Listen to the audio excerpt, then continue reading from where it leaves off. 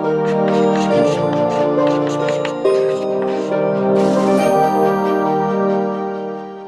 Friends, पिछले 5 video हम लोगों ने किए थे। पिछले 3 तो किए थे फ़याज़ साहब के ऊपर और उससे पहले के 5 वीडियोस किए थे टेलर साहब के ऊपर। तो पिछले 8 वीडियोस में जो भी पढ़ा है उसी को एक तरह से क्विक समरी है और चैप्टर की क्विक समरी भी मानी जा सकती है, क्योंकि 8 वीडियोस तो यही हो गए। बाकी 4 वीडियोस थे जिसमें हम लोगों ने प्रबंधन के सिद्धांत का अर्थ क्या होता है, महत्व क्या होती है, प्रकृति क्या होती है, ये सारी बात की थी। अच्छा, तो टेलर साहब और फ़याज़ साहब में देखो ऊपर-ऊपर से तो अपने को समझ में आ गया है कि टेलर साहब की जो भी अप्रोच रही है एफ.डब्ल्यू. टेलर की, उन्होंने बहुत ही ज़्यादा हर जगह की चीज़ का टाइम नापना, टाइम स्टडी करना, मेथड स्टडी करना, किस तरह से काम हो रहा है। फिर उन्होंने जो अपना एक असेंबली लाइन था उसका कॉन्सेप्ट दिया था, तो बहुत वैज्ञानिक दृष्टिकोण से काम करते थे और स्पेसिफिकली फंक्शनल फोरमैनशिप की बात थी, कार्यात्मक फोरमैनशिप की बात थी, जहां पर उन्होंने एक फैक्ट्री में कैसे काम किया जाना चाहिए उस पर बहुत ही अच्छा काम किया। जैसे जब वो अपनी स्टील कंपनी में थे, जो पहले आयरन कंपनी के नाम से थी, बेथेलहेम, तो बेथेलहेम आयरन कंपनी में उन्होंने 3 गुना प्रोडक्शन बढ़ा दिया था। ठीक है, यही सारी चीजें कर करके। और ऐसे हम लोगों ने देखा था कि डिफरेंशिएटेड वेज रेट की भी बात की थी कि जैसे जैसे विविधात्मक जो मजदूरी दर है वो विविधात्मक होनी चाहिए, जो अच्छा काम कर रहा है उसको ज्यादा पैसे देने वाली बात थी।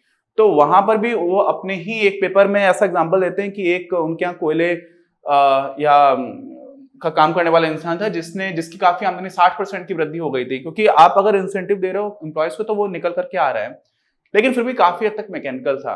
हालांकि उन्होंने भी ये सब बात की थी कि प्रबंधन और जो कारीगर है वो एक दूसरे को इस तरह से देखें कि दोनों को ही आपस में एक दूसरे की आवश्यकता है और दोनों का ही जो वास्तव में फायदा है वो अलाइंड है। एक ही स्थिति में दोनों का फायदा होगा, कब? जब कंपनी को फायदा हो रहा हो। लेकिन वो चीज व्यवहारिक रूप से उतनी ज्यादा ठीक नहीं मालूम पड़ती है। ये मानना कि प्रबंधन, क्योंकि दोनों का देखिए कार्य की स्थिति अलग है। एम्प्लॉइज ये चाहेगा जो इन जनरल कि कम से कम काम करना पड़े और ज्यादा से ज्यादा सैलरी मिले। प्रबंधन ये चाहेगा कि कम से कम सैलरी देनी पड़े और ज्यादा से ज्यादा काम कराया जाए।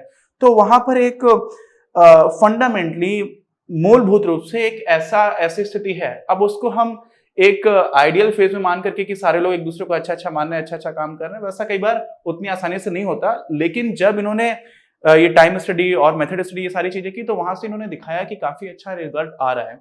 तो बहुत ही बड़ा योगदान रहा है फ़याज़ साहब का, टेलर साहब का, इसमें कोई डाउट नहीं है।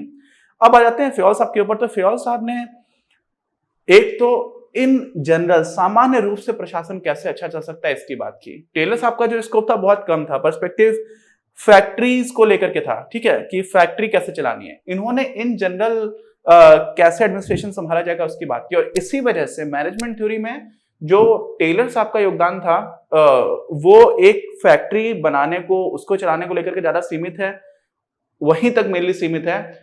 लेकिन जो फ़याज़ साहब का कंट्रीब्यूशन है वो आज भी प्रासंगिक है और हम लोग बहुत सारे फील्ड्स में, अलग अलग तरह की कंपनीज हो, अलग अलग तरह के ऑर्गेनाइजेशन हो, उसमें भी इनका पालन कर सकते हैं। तो बहुत जनरली इन्होंने बताया, इन जनरल चीजों की बात की और इन्होंने एक विशेष तरह की स्थिति थी उसमें बात की।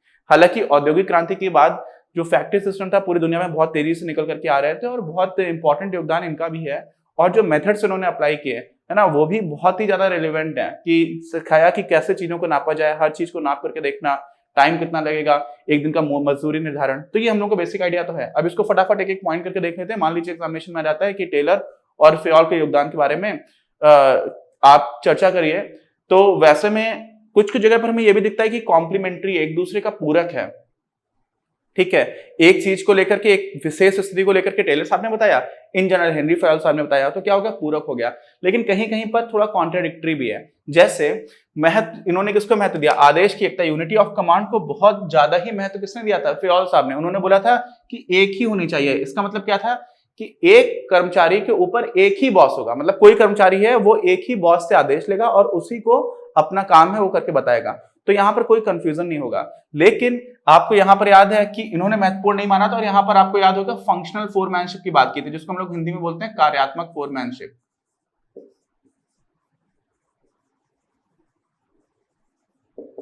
इसमें इन्होंने क्या बोला था कि फैक्ट्री लेवल पर हर एम्प्लॉय को कम से कम 8 स्पेशलिस्ट होंगे, उनसे बात करनी पड़ेगी। और उन 8 में से 4 प्रोडक्शन साइड से आते थे, 4 प्लानिंग साइड से आते थे। ठीक है, नियोजन और उत्पादन। अच्छा, अब ये समझ लीजिए, तो यहां पर क्या है, उल्टा दिखता है। इन्होंने महत्वपूर्ण नहीं माना, इन्होंने तो उल्टा ही बोला एक्चुअली कि 8 लोगों से हर कारीगर को या हर श्रमिक को ऑर्डर्स मिलते रहेंगे, और इन्होंने बोला कि नहीं नहीं एक ही इंसान देगा, तो यहाँ पर चीजें अलग है। अच्छा, तो पहला तो वही पॉइंट था पर्सपेक्टिव का, इनका कारखाने स्तर पर था और इनका प्रबंधन के उच्चतम स्तर को बताते हैं मेनली, और इनकी टॉप डाउन अप्रोच भी रही है। किसकी? फेयोल साहब की। ये ऊपर से प्रबंधन की बात करते हैं, ऊपर से सारी चीजों को देखते हैं, तो हम इनको इसलिए बोलते हैं कि टॉप डाउन अप्रोच रही है। अच्छा, आदेश की एकता की बात हो गई, फिर आती है एप्लीकेबिलिटी। कहां कहां पर जो टेलर साहब ने बताया वो लगाया जा सकता है, तो बहुत विशिष्ट परिस्थितियों में लगाया जा सकता है, जहां पर किसी फैक्ट्री जैसी स्थिति है वहां पर इन सारे एप्लीकेशंस को अप्लाई करना ज्यादा सही है। और जो फेयोल साहब ने बताया है वो यूनिवर्सल है, उसमें उन्होंने ऐसा नहीं बोला कि हम फैक्ट्री के लिए बता रहे हैं या फिर किसी अलग तरह की आईटी कंपनी के लिए बता रहे हैं, ऐसा नहीं बताया कि किसी और नॉट फॉर प्रॉफिट ऑर्गेनाइजेशन उसके लिए बता रहे हैं। इन जनरल सारी चीजों को लेकर था, तो इन जनरल प्रशासन कैसा होना चाहिए किसी भी चीज का, उसको लेकर के था। तो इनका जो सार्वभौमिकता के एंगल से भी बहुत बड़ा दायरा है, किसका? फेयोल साहब का। अच्छा, उसके बाद सिद्धांतों की रचना का आधार, ठीक, इन्होंने बहुत सारे एक्सपेरिमेंट्स किए थे, है ना, टाइम लगा करके हर जगह पर स्टॉप वॉच लेकर के घुमा करते थे, इस तरह से मान सकते हैं, हर चीज को देख करके तोड़ा करते थे, किसी भी एक्टिविटी को छोटे छोटे चीजों में तोड़ेंगे, किसमें कितने में तोड़ा जा सकता है, फिर कैलकुलेशंस बहुत करते थे। तो इनका अवलोकन एवं परीक्षण वाला पूरा तरीका था, जो एक वैज्ञानिक दृष्टिकोण से होता है। अच्छा, और फेयोल साहब का जो था वो उनका व्यक्तिगत अनुभव क्या था, उन्होंने देखा कि ये चीजें होनी चाहिए, उन्होंने बैठ के सोचा, देखा और सोचते सोचते चीजों को लिखा, उन्होंने एक्सपेरिमेंट्स नहीं किए उस तरह के। फिर ध्यान का केंद्र, मेन चीज का फोकस किस पर था, तो टेलर साहब बोलते थे कि प्रोडक्शन बढ़ाओ, बस हमारा मेन जो उद्देश्य है वो ये है, उत्पादकता में बढ़ा देना।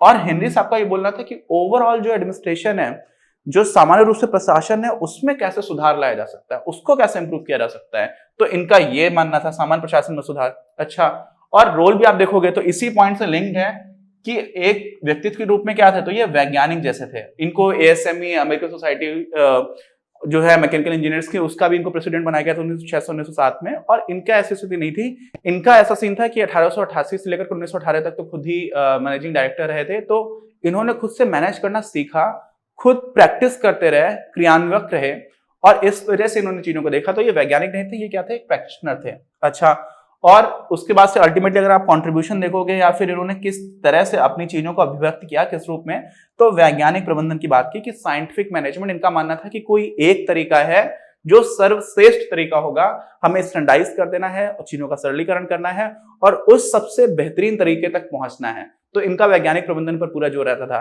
और इन्होंने क्या किया, इन्होंने कुल मिलाकर के 14 ऐसे सिद्धांत दिए जिसकी वजह से इनका मेन कंट्रीब्यूशन माना जाता है। तो प्रबंधन के सामान्य सिद्धांत दिए इन्होंने, जो कि 14 सिद्धांत हैं। तो हम लोगों ने पूरा चैप्टर कंप्लीट कर लिया, ये हमारा लास्ट वीडियो था। उम्मीद है सारे वीडियोस अगर आपने देखे होंगे तो कहीं पर रटने की जरूरत भी नहीं है, थोड़ा थोड़ा आइडिया, कई चीजें बार बार इधर उधर से थोड़ी थोड़ी रिपीट होती रहती है, तो आपको सारी चीजें समझ में आ जाएंगी। और प्रबंधन में, बीएसटी में, बिजनेस स्टडीज में किसी भी तरह से रटने की आवश्यकता नहीं है, आप पढ़ेंगे, मजा भी आएगा, इंपॉर्टेंट भी बहुत ज्यादा है, और रियल लाइफ में आप आगे किसी ऑर्गेनाइजेशन में काम करेंगे तो उस पॉइंट ऑफ व्यू से काफी इंपॉर्टेंट है और इतना डिफिकल्ट नहीं है। तो मिलते हैं अगले वीडियो में अगले चैप्टर के साथ। बाकी कोई डाउट और कंफ्यूजन है प्लीज कमेंट बॉक्स में लिखकर बताइए, और अगर चैनल सब्सक्राइब नहीं किया तो प्लीज सब्सक्राइब द चैनल, बाकी लोगों के साथ शेयर करिए, वीडियो पसंद आए तो लाइक करिए और बेल आइकन जरूर दबाइए, जिससे कि आपको नए वीडियोस जो आ रहे हैं उसके बारे में पता चलता रहे। मिलते हैं। इस वीडियो के प्रायोजक हैं आप, और अगर आप ऐसे ही और वीडियोस बनाने में हमारी मदद करना चाहते हैं तो पैट्रियन पर जाकर या फिर स्क्रीन पर दिए गए QR कोड को स्कैन कर अपना योगदान जरूर दें। अपनी क्लास का उद्देश्य आप सभी के लिए आप ही की भाषा में गुणवत्तापूर्ण शिक्षा उपलब्ध कराना है। कक्षा 12 तक के सभी प्रमुख विषयों पर हम वीडियोस बना रहे हैं और कुछ विषयों पर वीडियोस आपके अपने चैनल अपनी क्लास की ही अन्य प्लेलिस्ट पर अपलोड भी हो चुके हैं। ज्ञान के प्रकाश से देश को सशक्त बनाने के हमारे इस प्रयास में इस चैनल को सब्सक्राइब करके और लोगों के साथ शेयर करके अपना बहुमूल्य योगदान जरूर दें। पढ़ेगा इंडिया तो बढ़ेगा इंडिया।